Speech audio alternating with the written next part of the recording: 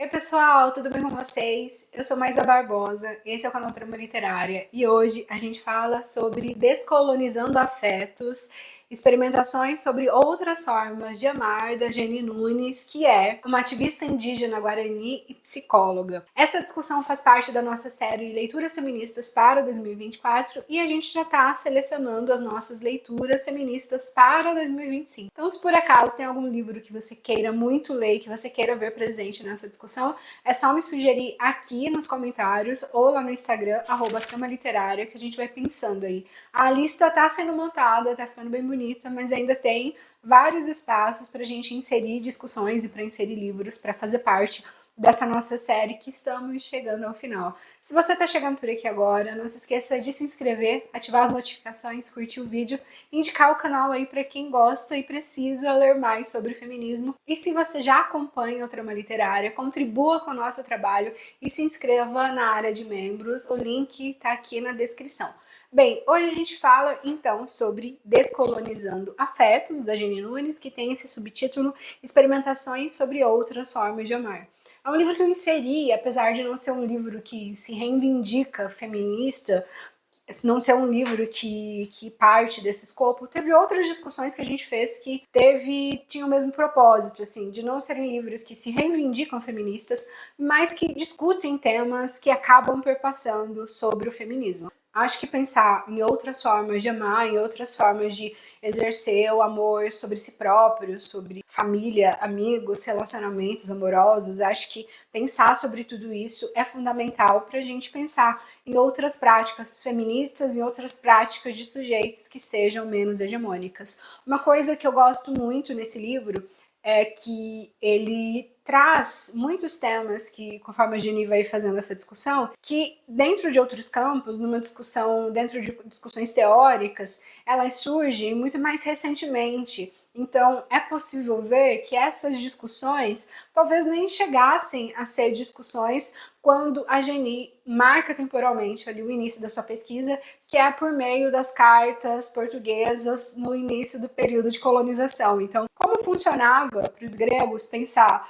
sobre as suas práticas amorosas, tendo em vista que o conceito de homossexualidade ele surge ali no século XVIII, então as formas de amar dos gregos elas existiam a partir de outros referenciais de certo e errado, a partir de outros referenciais do que podia e do que não podia. A mesma discussão a gente pode transpor para cá e pensar, bem, quando os portugueses chegam aqui, eles ficam espantados com a nudez, eles ficam espantados com a não exclusividade nos relacionamentos, eles ficam espantados com as pessoas exercerem o seu direito afetivo e o direito ao próprio corpo de uma forma diferente da qual eles estavam acostumados. Então é possível a gente interrogar também como acontecia essa discussão, se acontecia essa discussão, por meio de quais critérios, por meio de quais valores, tendo em vista que hoje essa discussão ela é pautada por uma lógica cristã. Ainda que a pessoa ela não seja cristã, para ela tentar se exercer de uma forma não monogâmica, ela vai precisar desconstruir comportamentos e valores e se respaldar a partir de conceitos não cristãos. Ainda que essa pessoa não seja cristã, o cristianismo está arraigado no modo como ela pensa sobre o amor, no modo como ela pensa sobre sexo, no modo como ela pensa a respeito do seu próprio corpo e do direito de exercer as próprias vontades. Então, mesmo que uma pessoa não seja cristã, todos esses valores, eles são construídos dentro de uma sociedade cristã. Então, como uma pessoa dizer que porque ela é ateia, isso não chega nela, porque isso faz parte da construção da cultura. Também gosto do fato do livro ser escrito numa linguagem muito gostosa e tranquila de ler, então não é um livro que é feito por um público acadêmico, com uma linguagem academicista, ainda que também possa ser para um público acadêmico, ele também é feito, como a gente nota, para um público não acadêmico que só esteja curioso em relação a esses assuntos, só esteja pensando sobre isso a partir de uma lógica que não é necessariamente a lógica que as pessoas estão acostumadas a pensar sobre relações afetivas. Também gosto do tom muito didático que a Jenny usa para dizer que o que ela está trazendo não é uma verdade absoluta, não quer dizer que a partir do livro a pessoa ela esteja errada em tudo que ela pratica, que a pessoa tenha que abdicar de tudo que ela acredita até agora para poder acreditar numa outra coisa. A Jenny Nunes faz isso a partir de um tom muito de a gente pode começar a pensar coisas diferentes, ou a gente pode entender pessoas que pensam diferente da gente, ou a gente pode entrar em contato com outras pessoas, nem que for para a gente destituir alguns preconceitos em relação aos temas que ela vai abordando. Isso é muito legal, assim, porque a pessoa, ela entende que o que ela quiser fazer é válido, o modo como ela quiser fazer é válido, só que é interessante a gente entender que existem coisas diferentes das quais a gente esteja acostumado. Ainda no prefácio, ela começa desconstruindo uma ideia de posse, ou tentar pensar o mundo a partir de uma ideia que não seja de posse. Então ela vai dizer que numa classe em que funciona, numa classe em que funciona essa questão da dominação, da colonização, é muito importante pensar as coisas a partir da posse. Então, a pessoa ela é proprietária de uma terra, ela é proprietária de uma casa, ela é proprietária de um espaço, ela é proprietária de um rio, ela é proprietária de uma parte da natureza. E ela vai dizer que para os indígenas não existe essa relação de posse, justamente porque a terra ela é de todos que podem usufruir da terra, porque a terra ela estava ali antes da pessoa chegar e a terra continua ali quando essa pessoa falecer, quando essa pessoa morrer. Então a terra ela continua, ainda que as pessoas não continuem. Então é preciso pensar sobre as coisas, ou a gente pode começar talvez pensar sobre as coisas e isso, inclusive sobre pessoas, a partir de uma ideia que não seja necessariamente a de posse, a de dominação, a de ter alguém ou ter alguma coisa, porque isso pode ajudar a gente ser mais afetivo com as nossas próprias questões, com os nossos próprios sentimentos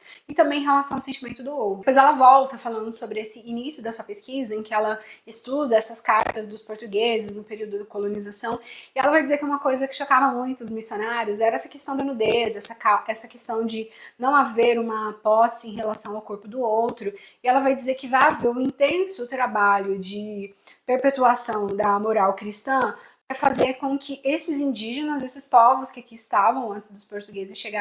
chegarem, aprendam a existir e aprendam a exercer sua sexualidade, seu desejo, o desejo do seu corpo, a partir de uma moral que não é deles, a partir de valores que não são deles. Então ela vai dizer que isso, aqui no Brasil, começa dessa maneira, por meio dos missionários tentando empreender e tentando fazer com que esses indígenas adquirissem, assimilassem e vivessem agora a partir da moral cristã. Então, uma coisa que ela vai retomar em outros momentos do livro, já para adiantar, é que a monogamia, da forma como a gente conhece, dessa coisa da posse do corpo, de determinar e de fazer uma série de combinados em relação ao que o outro pode fazer em relação ao próprio corpo, o que é considerado traição ou não, a partir de um determinado combinado entre o casal, o que o outro pode fazer, se pode olhar, se pode conversar, se pode beijar, se pode trocar afetividade com uma outra pessoa, se pode ter relação sexual. Então, esses combinados, eles partem necessariamente de uma moral cristã, porque só a partir dessa moral cristã é que é possível entender que há uma lógica em estabelecer regras para o corpo do outro. E a Jenny vai dizer que isso não existe até o momento em que os portugueses chegam aqui e tentam fazer com que isso seja a única verdade, porque não existia essa intenção ou esse desejo de estabelecer normas para o corpo do outro. Dá para perceber que isso é uma coisa que a Jenny se incomoda particularmente, porque não tem a ver, como ela vai dizer em outros momentos também, a não monogamia ela não tem a ver com a questão de você ter vários parceiros sexuais, mas tem a ver com essa ideia básica de não estabelecer normas, valores, regras de conduta para o corpo do outro. Então ela vai dizer que muitas vezes as pessoas existem e vivem essa lógica e essa norma da monogamia, ainda que não sejam casadas, sejam numa relação de namoro, e justamente porque as pessoas assimilam isso de uma forma como muito verdadeira, no sentido de só é possível amar dessa forma, ou só é possível existir dessa forma, e tudo que não for isso tá errado. Como ela diz, então, isso para a mulher é potencialmente perigoso, porque como a gente sabe, por meio de outros livros, inclusive que a gente já leu aqui, por meio das estatísticas e por meio da realidade muito facilmente observável, Para o homem, a lógica da monogamia para si próprio, ela não existe. Ela vai existir em poucos casos, ela vai existir para poucos homens. Mas como regra social, como produto de cultura, quando o homem ele quer ter outras parceiras além da sua parceira, ele tem. A gente pode observar na nossa família, nos nossos grupos de amigos, a gente pode observar na história, a gente pode observar. É muito comum que o homem não se sinta preso dentro de uma relação monogâmica, porque quando ele quiser outras parceiras, ele vai ter, independente de qual seja o combinado, independente de qual seja a regra. A Geni vai dizer então que para a mulher isso é potencialmente perigoso, porque a traição da mulher, ela tem um valor de punição muito diferente do que tem o valor do homem. Então, é muito comum que homens, quando a mulher querem romper uma relação monogâmica, quando a mulher quer se separar, ou quando a mulher trai, ou quando a mulher, ou quando o homem acha que essa mulher está traindo, ou seja, muitas vezes que a mulher tenta fugir da lógica monogâmica, seja por meio do divórcio, por meio do afastamento, por meio da traição, então ela vai ser punida de uma forma muito violenta, inclusive muitas vezes ela vai ser assassinada. É muito comum que o homem, quando mata a mulher, ele vai matar porque ele não aceita o fim do relacionamento. Então, o fato da mulher querer se separar não é suficiente quando a gente parte de uma sociedade que tem a monogamia como regra. Só que quando o homem quer se separar, ele se separa. Quando o homem quer trair, ele trai. E isso sem grandes consequências. A gente vê nos casos de jornal muito menos homens que morrem porque querem se separar ou porque traíram as suas parceiras do que mulheres que são mortas diariamente porque querem se separar ou porque acabou traindo seu companheiro. Então tem punições muito diferentes, e se tem punições muito diferentes, a gente consegue perceber que essa lógica ela não está funcionando tão bem quanto as pessoas acreditam que esteja. E isso acontece porque a ideia de mono ela é muito presente no cristianismo. Então não é só a monogamia que existe, mas é a monocultura mesmo. Então só se aceita uma religião, só se aceita um Deus como legítimo e como verdadeiro, só se aceita uma forma de constituir família, só se aceita uma estrutura como verdade. Então o cristianismo ele vai ter esse problema muito dele no sentido de dizer que tudo que a gente faz aqui é certo, porque a gente busca a única verdade, e enquanto que tudo que os outros fazem vai ser considerado uma coisa muito pecaminosa, uma coisa muito errada, uma coisa que o aproxima de alguma coisa vinculada ao mal. Então é muito comum que pessoas cristãs vão lá e queimam, sei lá, uma casa de reza de pessoas indígenas, que as pessoas espanquem pessoas que estejam praticando religiões diferentes, religiões de matrizes africanas. Muitas vezes as pessoas destroem terreiros vinculadas aí a religiões de outras formas de existir. Então, essa ideia da monocultura que tem no cristianismo é extremamente prejudicial, porque é querer que todo mundo pense de uma única maneira, que todo mundo reze de uma única maneira, que todo mundo ame de uma única maneira e querer que todo mundo viva de uma única maneira, porque só tem uma única forma de família que aceita, que é a família nuclear. Contraditoriamente, ela vai dizer que o padre José de Anchieta, nesse estudo das cartas jesuíticas, ela vai dizer que o padre José de Anchieta, ele fica muito impressionado com o fato de que ele não viu, olha só, nenhuma indígena sendo morta pelo seu companheiro porque queria terminar a relação ou sendo acusada de adultério. Então a Jenny vai falar que isso é muito absurdo, porque essa ideia de adultério, essa ideia de ser absurdo você querer se divorciar, ela existe a partir da moral cristã. Antes da moral cristã, esses valores, esses preceitos não existiam. E se esses valores não existiam, não tinha razão nenhuma para um indígena querer assassinar a sua parceira porque ele está a acusando de adultério. Ainda assim, o padre José de Anchieta, percebendo o modo como isso funciona, ainda assim ele vai perpetuar e ele vai querer que a sua religião seja vista como única e verdadeira por aquele povo que, como se nota, aparentemente vive um pouquinho melhor do que eles. Um outro ponto que ela destaca e que é muito interessante é o fato de que a não monogamia, ela não tem a ver só com o fato de que você vai dizer sim para vários parceiros, mas também com o fato de que você pode dizer não, de que você pode ter direito à posse do próprio corpo, ao exercício do próprio desejo, o que não é permitido dentro de religiões de matrizes cristã, porque isso está na própria Bíblia. A Bíblia vai dizer que você não pode negar o seu corpo para o seu marido. A Bíblia vai dizer que o sexo ele só não vai acontecer quando os dois parceiros não quiserem. A Bíblia vai dizer que o corpo do marido é da mulher e que o corpo da mulher é a do marido. Então, quando ela pensa sobre não monogamia, ela pensa inclusive sobre essa necessidade que a gente precisa começar a trabalhar de uma forma mais pontual e de uma forma mais constante, que é a ideia do estupro marital, aí, justamente porque os homens eles se legitimam de fato do corpo da sua parceira, porque isso é bíblico, porque essa posse é direito dele e está na Bíblia. Enquanto que a não monogamia vai discutir, vai abordar, inclusive, o direito da mulher dizer não em relação ao seu próprio corpo, mesmo que seja para o seu próprio parceiro, porque o seu corpo ele tá para atender o desejo do dono do corpo, não da outra pessoa que é dona de outro corpo. Como ela aborda também pensar na monogamia, permite às pessoas pensar inclusive em outras relações que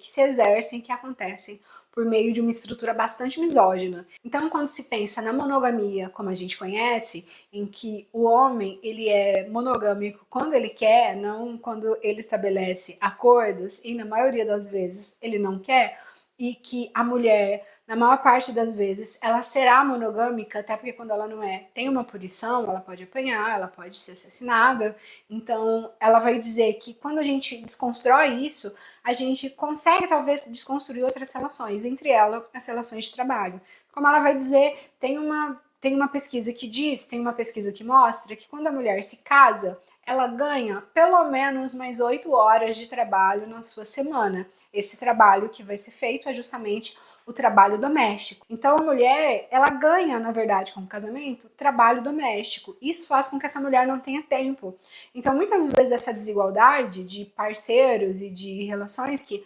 homem pode ter e a mulher não pode ter porque alega falta de tempo, é justamente por causa dessas outras relações que também são desestruturais e que também são desiguais para homens e mulheres. Então, por que a mulher é a única responsável pelo trabalho doméstico ainda hoje? Por que essa mulher precisa sempre sacrificar seu tempo livre exercendo o trabalho doméstico? Justamente porque ela veio dizer que se romantizou, né? A gente tem uma ideia aí de que o amor romântico, como a gente o conhece, é justamente por meio da subserviência feminina. E isso tem voltado com muita frequência e de forma muito constante, especialmente aí a partir de discussões de mulheres que fazem conteúdo na internet, que vão aconselhar outras mulheres na internet de que precisam procurar o homem provedor, justamente porque esse homem provedor ele precisa ser responsável pelo sustento do lar e a mulher ela precisa ceder o seu tempo, o seu intelecto, a sua capacidade de progredir financeiramente, de progredir dentro do seu campo de trabalho, justamente porque essa mulher, a partir do casamento, a partir do momento que ela encontrou o seu grande ideal, que é esse homem provedor, ela precisa estar atrelada às funções do lar. E a gente vê muitas meninas e mulheres jovens que alimentam esse sonho aí de arrumar um homem provedor e de ter um homem provedor, justamente porque querem exercer esse papel de ficar em casa, de ficar cuidando dos filhos e fazendo tarefas domésticas aí. Óbvio que essa estrutura ela vai ser desigual, porque a mulher estando presa ao ambiente doméstico, ela vai ter muito menos espaço para exercer sua sexualidade, enquanto que o homem, que é o grande provedor, ele vai ter esse tempo livre, ele vai circular em espaços públicos, ele vai ter o espaço da rua, enquanto que a mulher está ali dentro de casa, cuidando da casa e da criança, numa coisa que teoricamente parece lindo, só que, novamente, se a gente olha para a história das nossas famílias, se a gente olha para a história das mulheres da nossa família, a gente percebe que isso sempre foi custoso e é custoso sempre para a mulher, nunca para o homem. Dentro do casamento, então, uma coisa que propõe aí, que depende de uma desigualdade misógina dentro do casamento monogâmico, é muito comum que as mulheres elas vão atrasar seu sonho, elas interrompem seu sonho, seja porque precisa cuidar desse homem, seja porque precisa acompanhar esse homem nas coisas que ele faça, seja porque precisa ser a única responsável pelo cuidado da casa e das crianças, enquanto que o homem está ganhando o mundo, ele está ganhando mais dinheiro, ele está progredindo financeiramente, ele está progredindo no seu campo de trabalho, enquanto que a mulher ela vai se retraindo no espaço doméstico. E essa estrutura, ela é sustentada pela nossa legislação. Ainda que se diga que a gente esteja em estado laico, essa estrutura ela é sustentada pela nossa legislação, até porque a gente tem ali alguma forma específica de casamento que ela é permitida. Então, mesmo em lugares em que seja permitido o casamento entre pessoas do mesmo sexo, só se admite essa estrutura de 2 pessoas estando num relacionamento. Então, não se admite casamento de 3 pessoas, por exemplo, justamente porque essa estrutura ela vem de bases cristãs e ela ainda é mantida e ela é certificada, inclusive, pela nossa própria legislação. Também é preciso pensar que essa estrutura ela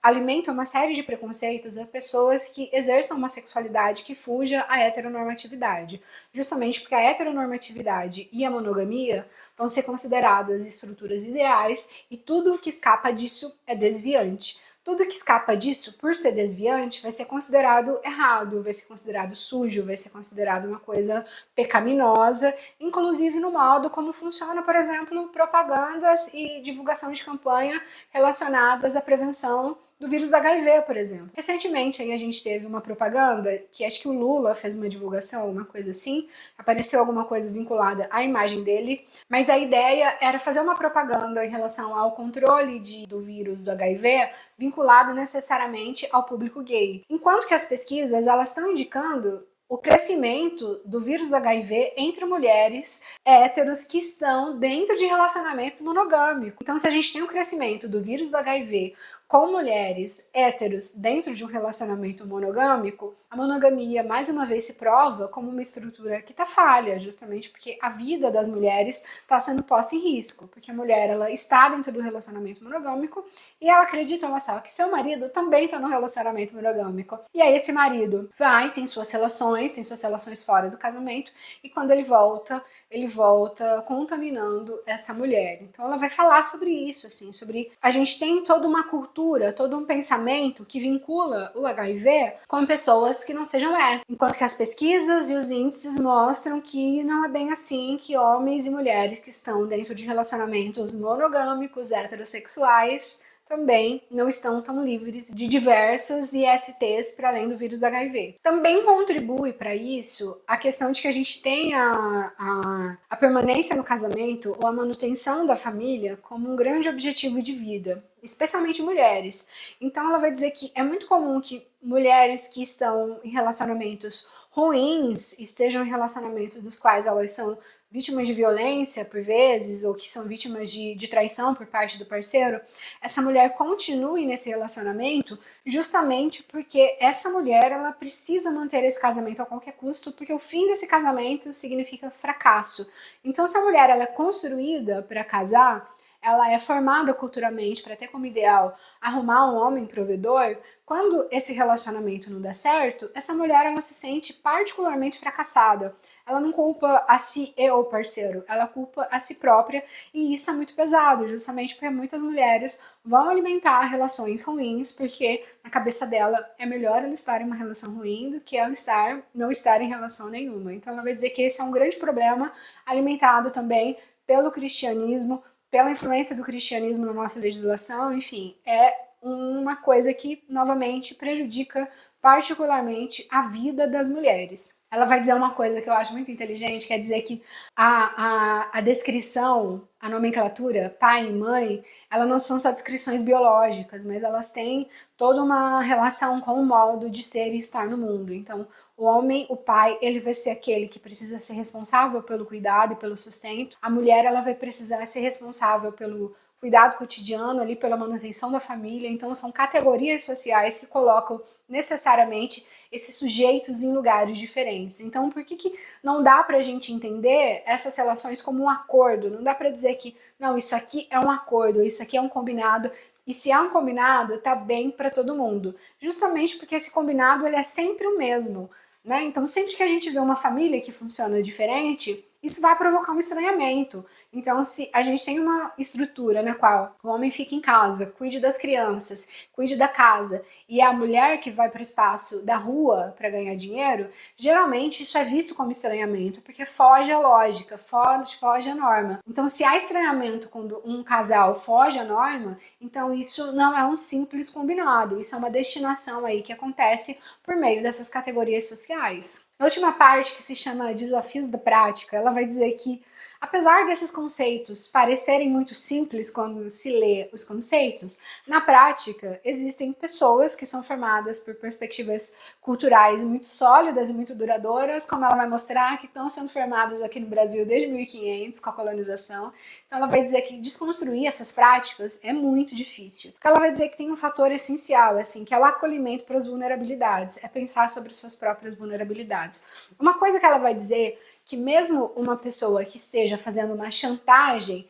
emocional em relação ao parceiro, essa pessoa de fato pode estar sofrendo. Como assim? Então ela vai dizer que um parceiro que ele está chantageando a sua parceira para ela poder colocar uma roupa mais comprida, para trocar de roupa porque aquela tá curta demais, ela vai dizer que esse homem, ele de fato, ele pode estar passando por um sofrimento que é legítimo. Não é necessariamente ele está fazendo uma manipulação intencional para que essa mulher mude de roupa. De fato, ele pode estar sofrendo com aquele incômodo em relação à roupa da parceira. Só que ela vai dizer que dentro de práticas não monogâmicas, o modo como se lida com isso vai ser diferente do modo como se lida em práticas monogâmicas. Porque, via de regra, numa relação monogâmica tradicional, a mulher troca de roupa quando aquilo incomoda o parceiro. E numa relação não monogâmica, há dois incômodos com o qual precisa se lidar. O incômodo do parceiro e de repente a frustração do parceiro, mas também o incômodo da parceira, né? O incômodo da pessoa que está ali sendo persuadida a mudar de roupa. Então, esses sofrimentos, que muitas vezes são banalizados, eles precisam ser vistos como legítimos, entendidos como legítimos, para que a gente consiga construir práticas que sejam mais afetivas, que sejam menos taxativas e que sejam menos monoculturais, pautadas aí numa lógica cristã. Para finalizar, isso inclusive leva os sujeitos a lidarem de uma forma mais positiva com a questão da rejeição. Dentro de uma prática monogâmica, a rejeição ela é vista como muito negativa, justamente porque ela é entendida como um repúdio em relação à pessoa. Então, quando o homem ele recebe um não, aquilo é visto como uma coisa muito ruim, como uma coisa muito prejudicial, como uma coisa que afeta ele diretamente. E novamente a gente tem aí os jornais para dizer, para mostrar que a gente não está mentindo. Seja em relações que já estão firmadas, quando a mulher rejeita esse homem, ou seja, quando a mulher ela quer terminar o relacionamento e esse homem não aceita, ele vai se tornar violento, ou mesmo em relações muito cotidianas, quando, sei lá, o homem ele tá numa festa e ele quer ficar com uma mulher, essa mulher o rejeita, às vezes esse homem, nesses casos, também se torna violento, porque a rejeição é uma coisa que vai afetá-lo diretamente, porque o homem ele não aprendeu a ouvir um não da mulher. Então, nesse caso, ela vai dizer que é preciso a gente construir uma outra relação com a rejeição. A gente precisa lidar com isso de uma forma diferente, de uma forma mais afetiva e acolher de uma forma mais honesta e verdadeira o nosso próprio sentimento. E isso precisa ser ensinado desde pequeno, né? Então, homens precisam ser ensinados desde a infância de que os processos de rejeição, eles são absolutamente naturais e por mais sofridos que sejam, eles fazem da vida e é preciso lidar com isso de uma forma ética, de uma forma cuidadosa consigo e com as outras pessoas. Como ela defende, então, não é que nas relações não monogâmicas não vai ter insegurança, não vai ter ciúme, não vai ter vontade de controlar a vontade da outra pessoa, não é que essas coisas não vão existir, mas essas coisas elas vão ser entendidas como a partir de uma perspectiva diferente, a partir de uma perspectiva de legitimação do desejo do outro e de uma legitimação do próprio sentimento e do próprio sofrimento. Então, necessariamente, é preciso pensar sobre o sofrimento, sobre a tristeza, sobre a frustração, que sempre vão ser comuns em relacionamento, a partir de uma ótica que não seja exclusivamente a da dominação, porque é preciso desconstruir essa ideia da posse do corpo do outro. Gente, é isso. Essa foi a nossa conversa sobre descolonizando afetos. Até mais!